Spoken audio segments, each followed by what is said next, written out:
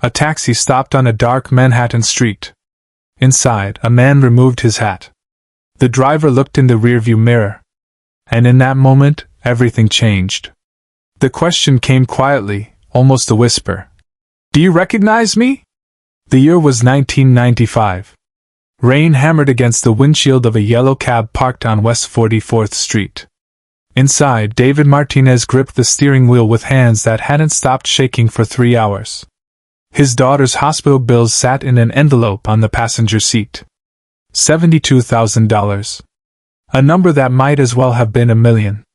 He'd been driving for 16 hours straight. His eyes burned. His back screamed. But he couldn't stop. Not tonight. Not ever. Because if he stopped, if he went home, he'd have to face his wife's eyes and tell her he still didn't have an answer. The radio crackled. Another fare. Corner of 7th and 52nd. He put the car in drive. What David didn't know was that in exactly 11 minutes, his entire world would shatter and rebuild itself in ways he couldn't begin to imagine. The passenger slid into the back seat without a word. Black fedora pulled low. Sunglasses despite the rain. A jacket collar turned up against the cold. David glanced in the mirror. Just another New Yorker trying to disappear. "Where to?" David's voice was rough. Exhausted. "Just drive." The voice was soft. Gentle. "Anywhere." David's hands tightened on the wheel. Great. One of those. The kind who wanted to talk. Or worse, the kind who wanted silence, and would stiff him on the tip. But something in that voice made him pause. Something familiar he couldn't place. If you want to know what happened next, subscribe now. Because what you're about to witness changed not just one man's life, but the way we understand compassion itself. They drove through Times Square. Neon lights painted the wet streets in streaks of red and gold. The passenger sat perfectly still, watching the city slide past like a film he'd seen 1,000 times before. "You like driving?" The question came suddenly. David laughed. It sounded bitter even to his own ears. "Like it? Man, I do it because I have to." "Tell me why." Something in the way he asked? Not curious. Not prying. Just present. Like he actually wanted to know. Like David's answer mattered. And David, who hadn't talked to anyone in weeks, who carried his daughter's diagnosis like a stone in his chest, found himself speaking. "My daughter. She's 8. Leukemia." The word tasted like metal. "Insurance won't cover the experimental treatment. Says it's not proven. But it's her only shot." Silence from the back seat. But not empty silence. The kind that holds weight. "How much do you need?" David's hands went numb on the wheel. Strangers didn't ask that. Strangers didn't care. 72,000. Might as well be $1 million. Pull over. What? Pull over. Please. David's heart hammered. Was this it? Was this the moment he got robbed? After giving you something. Michael kept writing. Phone numbers. Names. Addresses. These are people. Doctors. Specialists. Organizations I work with. They help children like your daughter. David's eyes blurred. I don't have. You don't need money for this. Michael's voice was firm. Certain. You need connections. You need people who understand that every child deserves a chance. That's what I'm giving you. He folded the paper. Handed it forward. When David took it, their hands touched for just a second. But why? David's throat was closing. You don't know me. You don't know my daughter. Michael Jackson leaned back. And what he said next would echo in David Martinez's mind for the rest of his life. I know what it's like to feel powerless. To watch someone you love suffer and not be able to fix it. His voice dropped to almost a whisper. I know what it's like to be so famous that people forget you're human. That you bleed the same way they do. He pulled his hat back on. But his eyes never left David's in the mirror. You picked me up tonight because you needed help.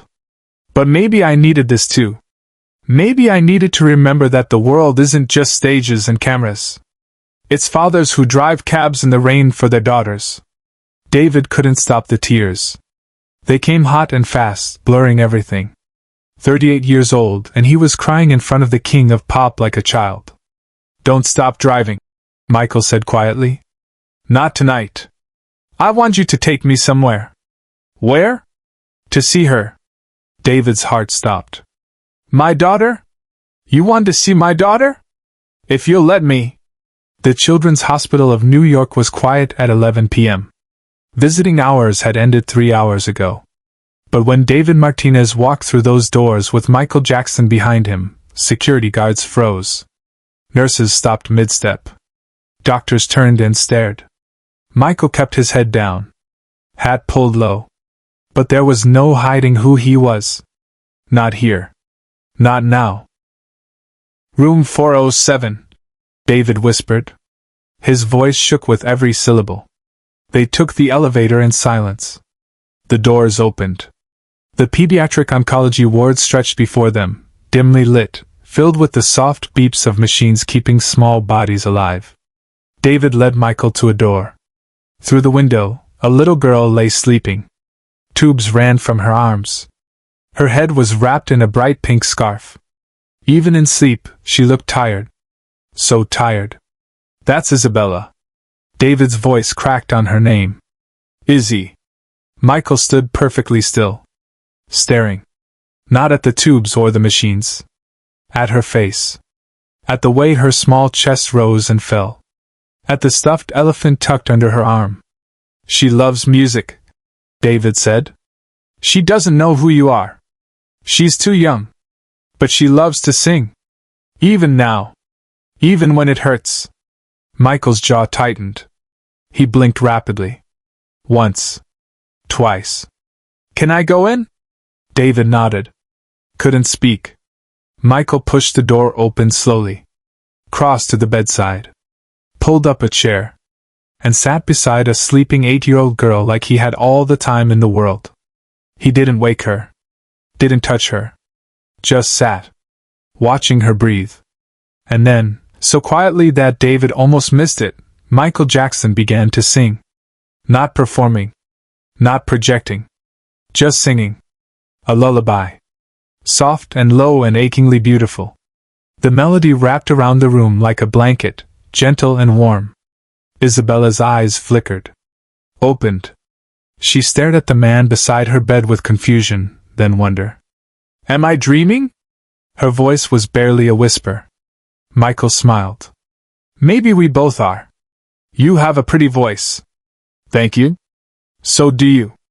How do you know? You've never heard me. Your dad told me. He says you love to sing. Isabella's eyes drifted to the doorway. Saw her father standing there, tears streaming down his face. Daddy? I'm here, baby. She looked back at Michael. Are you an angel? Michael's breath caught. He reached out slowly, carefully, and took her small hand in his. No, sweetheart. I'm just a person. Like you? Like your dad. Then why are you here? Because your dad needed help. And because you needed someone to remind you that you're not alone. Isabella squeezed his hand. I'm scared. I know. I don't want to die. Michael Jackson, the man who had performed for billions, who had broken every record, who had changed music forever, sat in a hospital room holding the hand of a dying child and said the truest thing he'd ever said in his life. Then fight. Fight with everything you have. And when you're too tired to fight, let the people who love you fight for you. That's what they're here for. He reached into his jacket. Pulled out a black glove. The glove. The one from the Dangerous tour. Sequins caught the dim light. This is for you, he said. When you wear this, you remember something. You're stronger than you think. Braver than you know.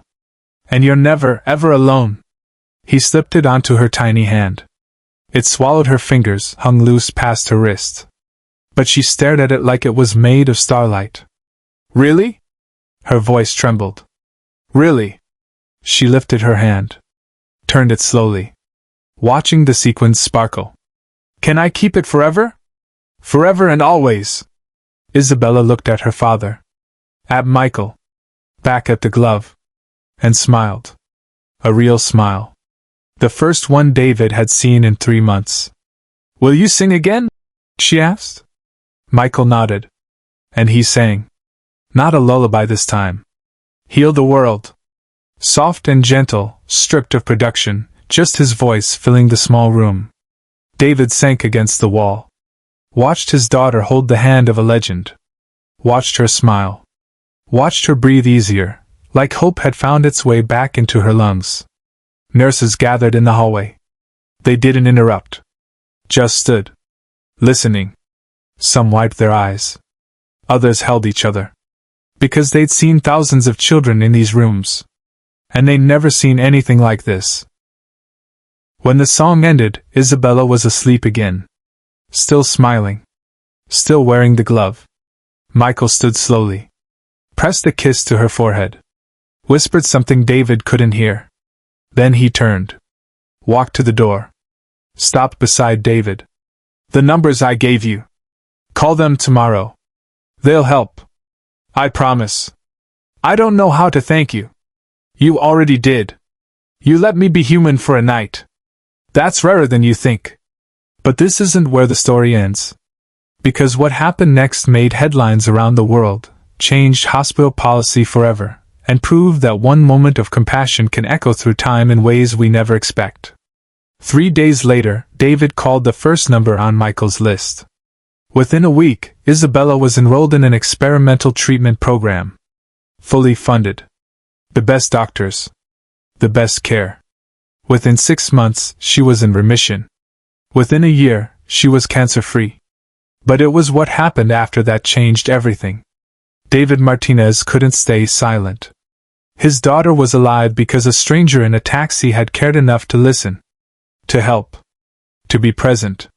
He told the story to a local reporter. Then another. Then the news picked it up. And suddenly the world knew what Michael Jackson had done. Not on a stage. Not in front of cameras. But in a cab. In a hospital room. For one little girl and her father who had lost all hope. The backlash was immediate. Media outlets questioned it.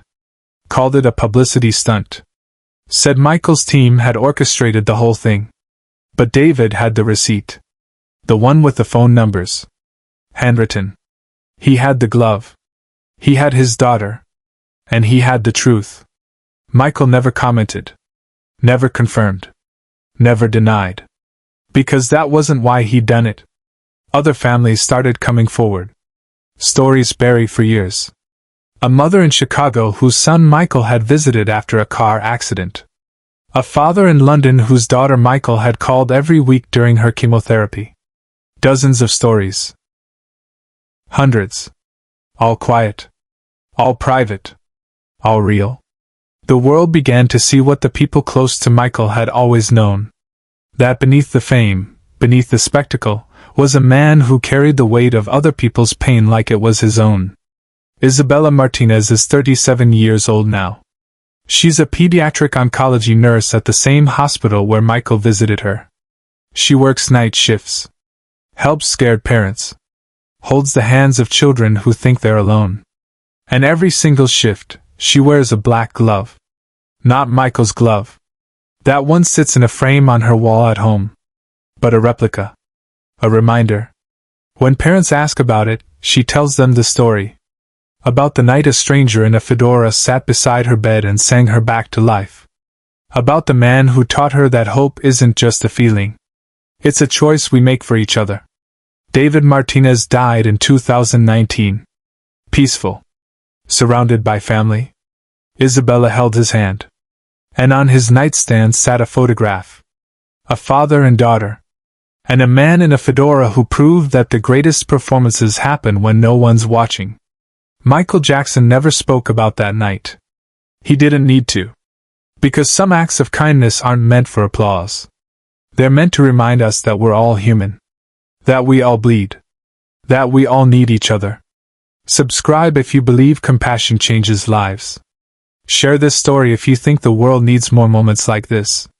Comment below with your own story of unexpected kindness. Because Michael's legacy wasn't just his music. It was this. The quiet moments. The human moments. The ones that saved lives without ever making headlines. The taxi receipt is now in the Rock and Roll Hall of Fame. Next to the glove. Next to a photograph of a little girl who lived because a stranger asked one simple question. Do you recognize me? And David's answer changed everything. Not because he recognized a celebrity, but because Michael Jackson recognized him. Saw him. Heard him. Saved him. That's what made history.